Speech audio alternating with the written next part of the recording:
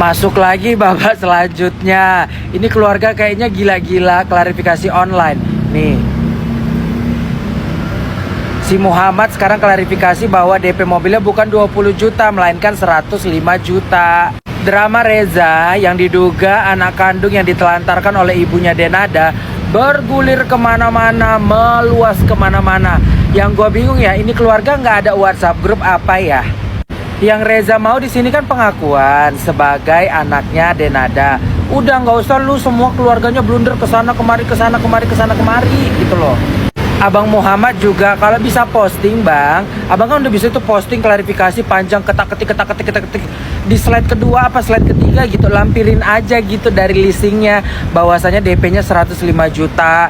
Selama ini Bang Muhammad gitu yang bayar, bukti transfernya tuh dimasukin ke slide kedua, slide ketiga, slide keempat dari listingnya nih bahwasanya DP-nya 105 juta. Ada biasanya, lampirin aja bang biar netizen gak keliru gitu ya. Apaan sih 105 juta ya, sampai tahun piro iki kok masih belum lunas-lunas? Piye toh? Cicilannya 4 juta. Gak bisa matematika apa kita semua ya?